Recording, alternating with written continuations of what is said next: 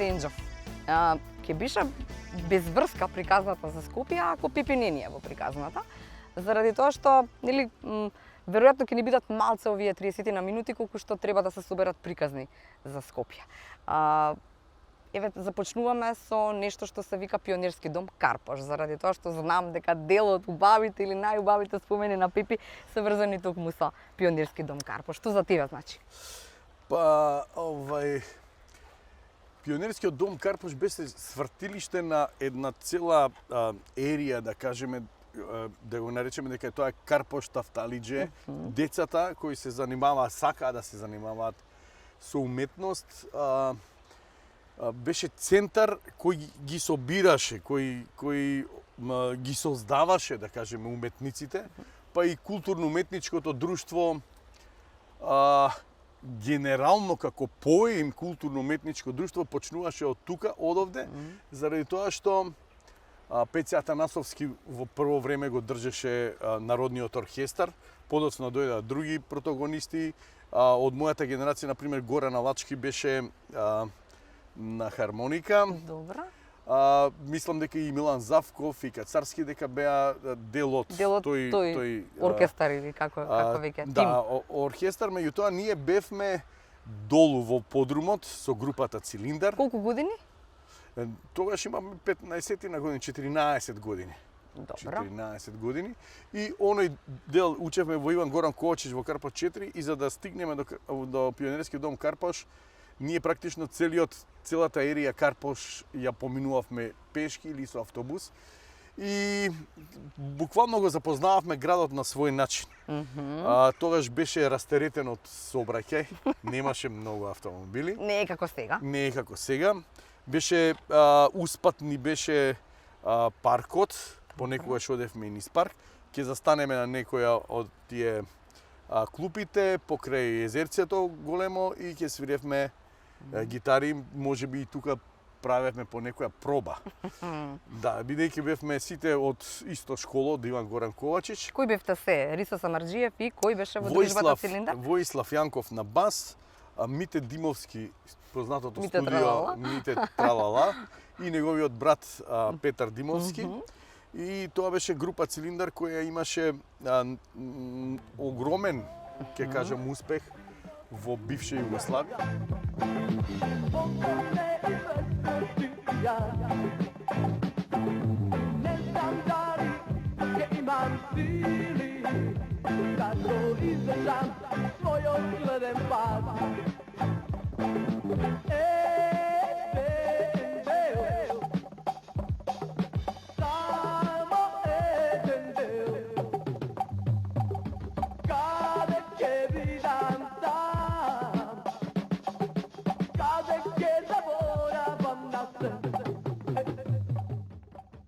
Заради тоа што настапувавме со, да кажеме, Арон Мейдан, со еден светски, со Локомотив ГТ, со Бело Каде тоа, во дугме. Сараево? Никаде тамо беше Бостаник да беше или не? За Сараево беше тепачката во првиот момент кога ние се појавивме на 14 годишна возраст. Добра. Мите имаше 12 години, значи дете, и настапува 28 групи од Македонија, имаше избор за еден бенд кој ќе оди во Сараево. Добро. И ние, бидејќи бевме во тоа време навикнати да спивам у 9 часот, а тоа траеше после 12, ние испозаспавме на столчињата таму и буквално испозаспавме, не бевме воопшто во конкуренција да одиме.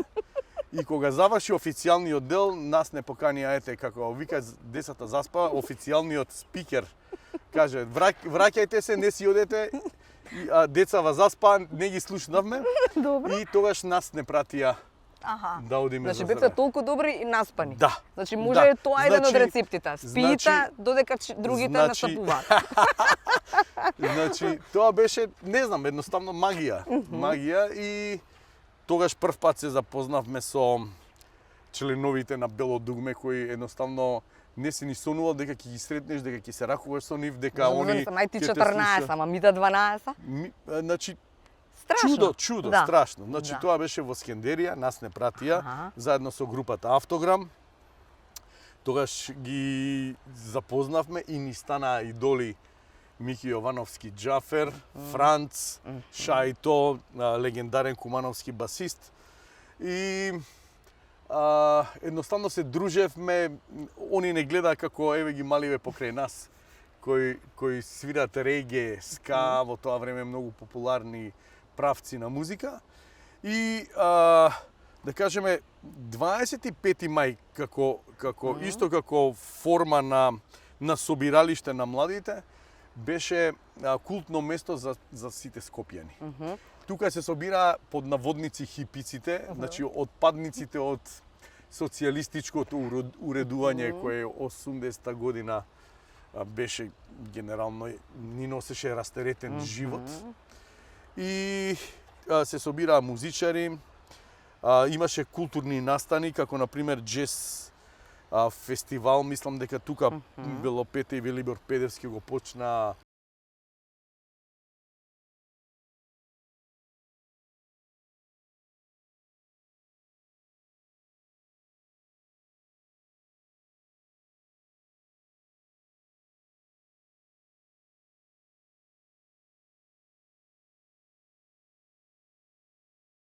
што Вау. А за нас? За нас беше толку вообичаено и викам, слушај, Што овој добро. ако може да свири, можеме и ние. Така да, од прилика беше знаеш, доживување, откривање на нови светови, нови Видици, нови поглед, Видици, се баш друго, убаво се да друго кажеш. што значи музика. Така е. Знаеш што, не спомена луѓе кои што нели ми ги спомена пред да почнеме со снимањето, нели вак. Велиш, тамо беше и Суза Спасовска, беше и Џафер, беше и Роберт Саздов, беше и Владо Јаневски, беше и Дарио, група Бонтон. Така, некако Да, цело со нив Скопје беше бевме у директна во директен судир со групата Бонтон, заради тоа што они беа иста слична годиште бевме добро. и свиревме сличен стил на музика. И типачка беше. Реге и сега кој е подобар? Да, кој е подобар. Што се однесува до тоа дека нели во тој миг, да речеме сега на овие млади генерации никако не можеме да им го доловиме тоа Скопје. Но од каде дознававте? Од каде се да дојде некој бран на музика, нели се слушаше многу музика сепак, како тоа беше нешто што треба да се донесе од надвор. Музиката се слушаше на различен начин. Денеска секоја песна, секоја нота, секоја некакво доживување го имаме и на телефонот. Сега во моментот јас ќе го отворам телефонот и ние ќе видиме Лед Цепелин каде настапувале 80-та година. Така е. Така, а меѓутоа тоа беше јас за да дојдам до информација морам да отидам кај комшијата Зоран заради тоа што неговиот татко му купил плоча од Лондон и тој беше единствениот у малото кој имаше да кажеме ХСР појачало и тоа беше крај на аудиофилството у малото. Што би рекле Скопјани доживле. Да, доживле баш. И ќе се собера цело мало и ќе се собера тие што најмногу сакаат да слушаат. Да, и се расправаше, значи за Зоки 2 месеци се збореше дека неговиот систем овако, а тој имаше само 3 плочи, тотал. И толку беше, значи сорсот на музика беше толку. Меѓутоа Како учевте? Како тогаш се учеа тие, нели, акорди, нешто да свириш? Се како? беше на база на гитарата На беше слух, на... многу популарен инструмент и денеска е, меѓутоа тогаш испадна електричните гитари, значи само 20 години пред да се појавиме ние, се појавуваат електричните гитари и тоа е како денеска од прилика да збориме за компјутери, за вештачка интелигенција, така, не во ова време. Да. Така е.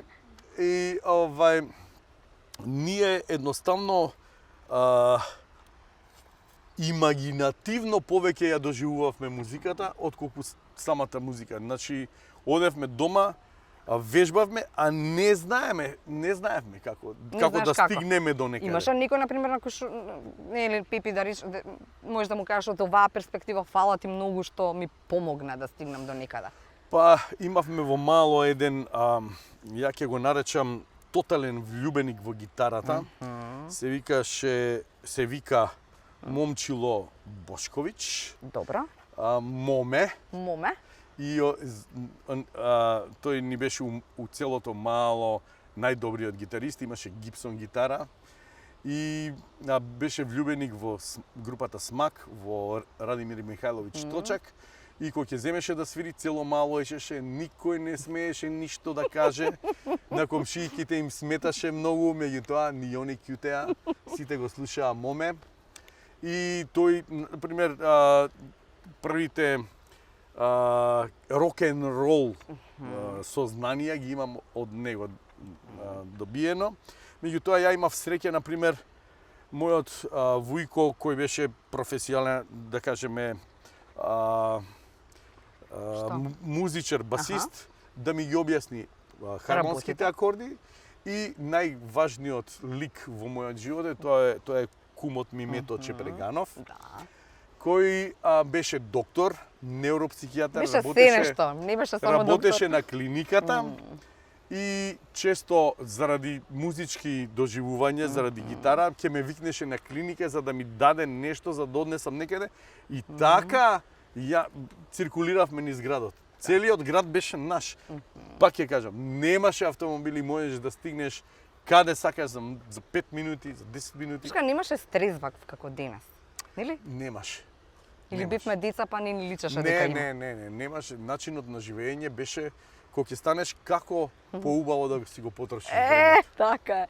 Ванила има исто така. Да си одбереш како ќе го трошиш. Како ќе биде тој најубав ден. Не да ти биде наметнато дека денеска мораш. Не ни треба мотивацијски тренери за да ти биде убаво. Така некако. Ванила е место кое што веројатно нема скопјанец кој што не го познава или нели Ванила и музички магазин, така тоа беа местата или сврталиштата кај што се чекавме заедно со Рекорд. Овој сега новиот нема врска со оние под Р прво, под Р второ или не знам кај ќе се чекаме. Ние имавме и Јацо Конга, сега веќе починат, беше член на групата Нокаут, кој беше во тој дел кога излигувавме пред Ванила, член на групата Макакус. И кога имавме свирка пред Ванила, значи организирана од градот Скопје, тогаш ја го запознав Ацо и групата Макакус, бев одушевен од нивното свирење, беа прекрасни млади луѓе кои има подобри вештини во музиката.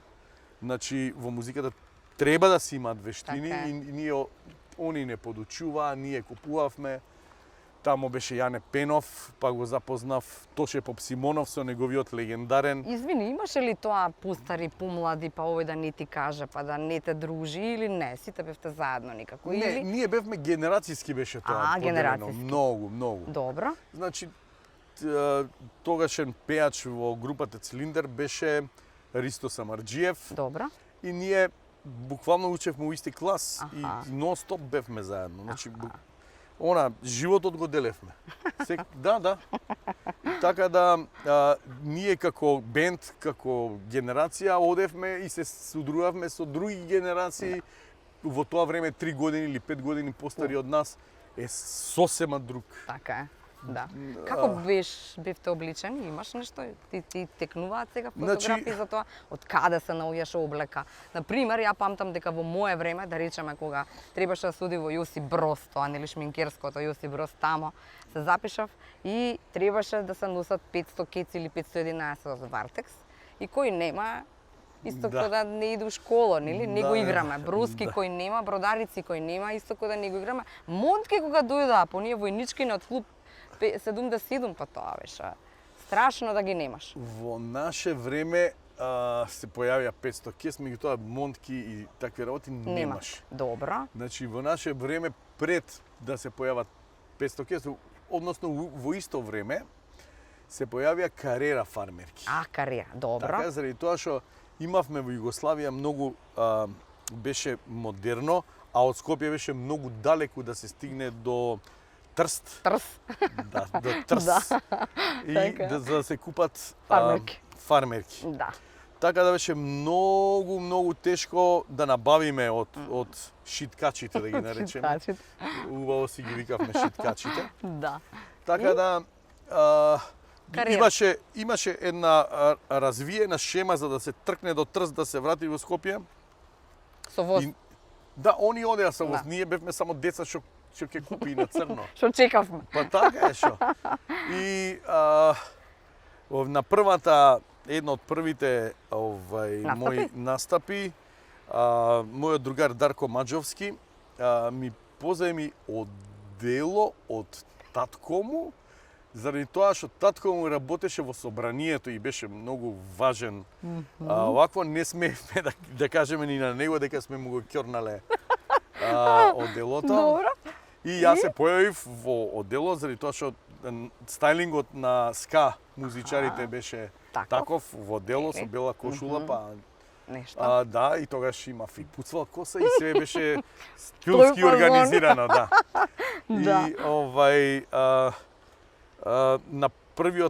на првите настапи го носев тоа одело, имам и некоја фотографија од тоа време.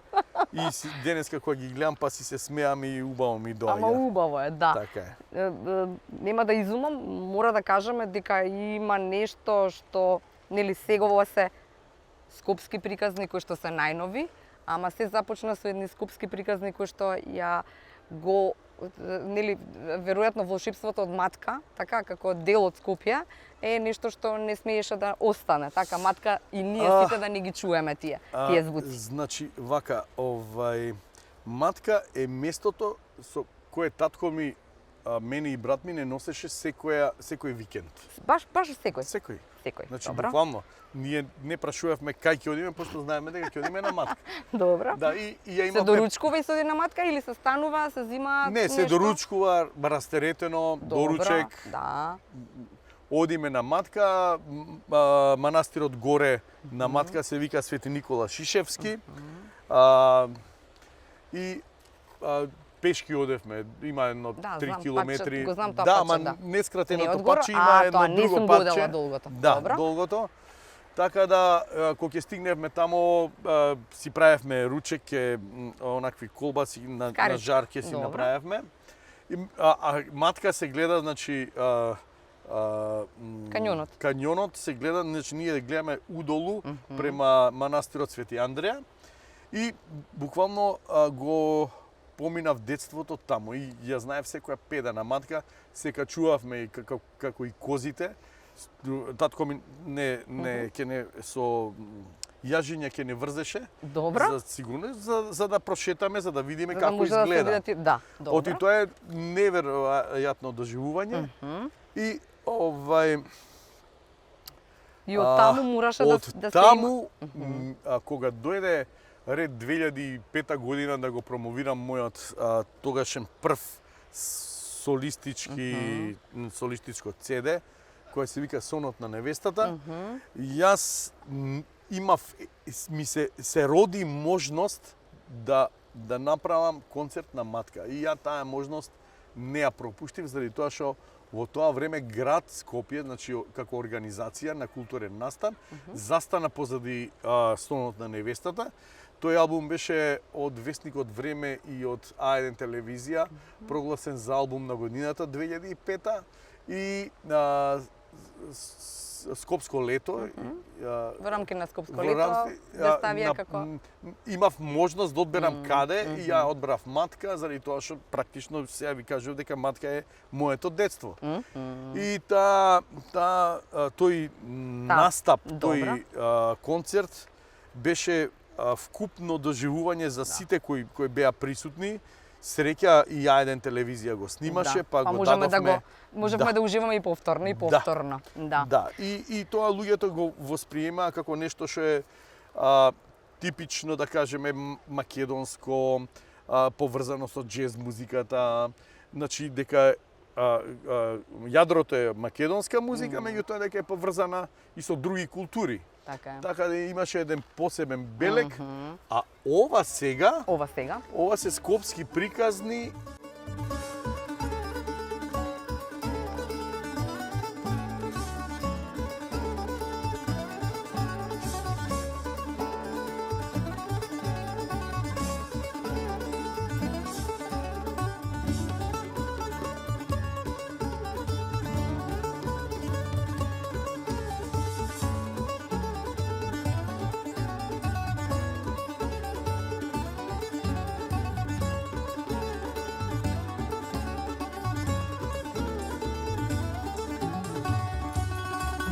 кој Еве ги, скопските Да. приказни.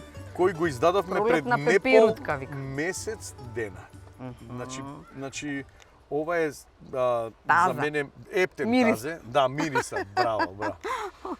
Така да, Има тука некој, веројатно и секоја песна овде е врзана за Скопје, неверојатно. значи ќе го спомнам мојот, значи ја не сум сам на ова Да, CD, Александар. заедно со Александар Јоевски. Александар Јоевски исто беше на матка, тогаш имаше 17 години, на првиот мој концерт и ни остана соработката, дружбата, делењето на животни сознанија. Така е. Значи, како буквално ме гледаше како постар брат, да кажеме. И кога дојде време сега генерацијски да ја поделиме музиката, да оставиме, јас да оставам помладите кои доаѓаат, самиот Александар се наметна како избор мој за да ете на него му е заради тоа што тој е и како да ви кажам, израснате во културно-уметничко друштво. Од бебе е татко Таму. му, да, татко му е организатор и ороводец на Цветан Димов на културно-уметничкото друштво. Кога дојде време 2019 година, после Матка, после концертот на Матка, после концертот на Света Богородица во центарот на Скопје, кога дојде време дали да правам во филхармонија концерт, заради тоа што тој беше период кога ја направија новата филхармонија на Скопје и сите правеа. Концерти таму.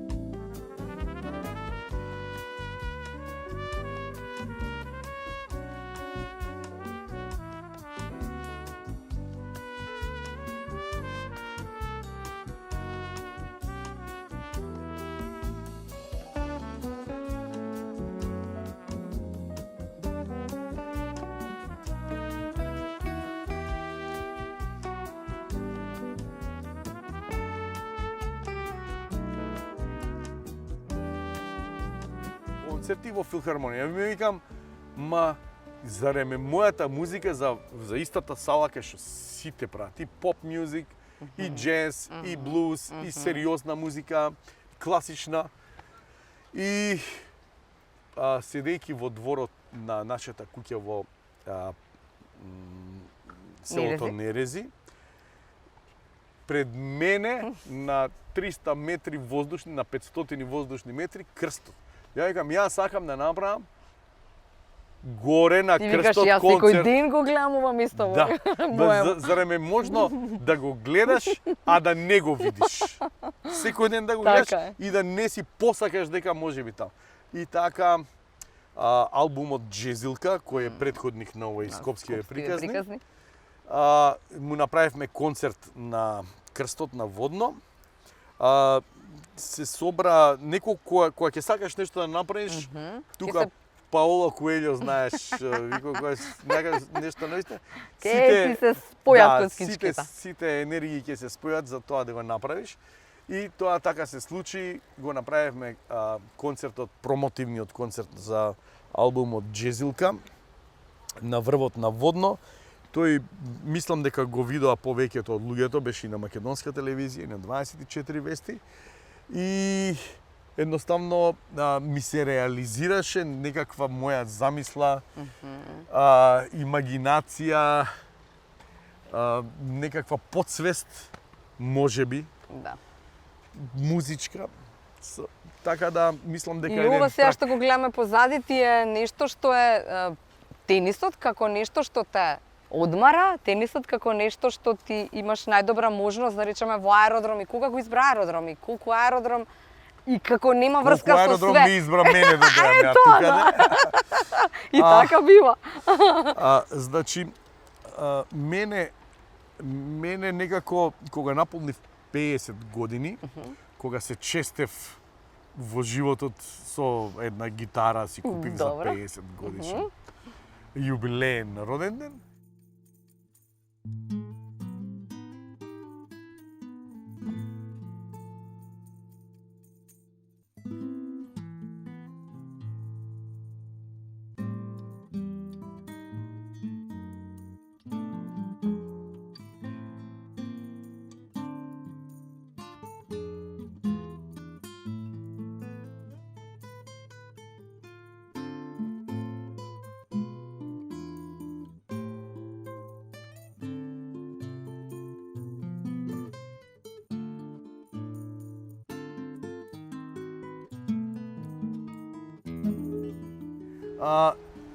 Моите две ќерки тренираа баш на овие терени позади и ја му реков на нивниот тренер дали ја може да доаѓам секој ден и да После и да- пееска вака. после пееска и секој ден да земам час кај него.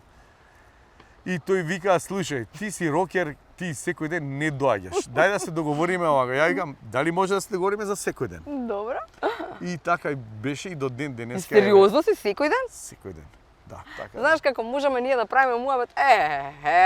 Па и банкроти, тоа и потоа и салса и се. Ама, ајде да заокружиме приказнава со едно прашање кое што им го поставам на сите мои гости. Зошто го сакаш Скопје? Зошто го сакам? Како да ви објаснам? Ја зборот го сакам, не го употребувам. Значи, јас да го сакам сега овој мост што е пред мен, значи, моето живење, моето творење, самиот наслов Скопски приказни е нешто што ми дава право во дефиниција да не ставам мојата љубов кон Скопје, туку да ставам символи низ моето битисување низ по улиците и по аурата која носи градот Скопје. Затоа што емисијава се вика Скопје але. Добро. Дали може, еве са, што прво ти паѓа на памет, зашто навивам? За какво Скопје навивам? Во тој жаргон. Не мора, добро. Навивам за Вардар, сакам да е подобро, навивам за тениски терени, навивам за не знам што. Зашто навива Пепи? Какво Скопје? Многу навивам за Скопје со среден сообраќај. Значи, тоа ми е нешто кое понекогаш ме фрла во депресија. Значи, градот, посебно аеродром, толку нарасна и се сменија приликите на живење. Искрено посакувам дека але ќе биде за едно помодернен сообраќај во градот. Фала. Чао.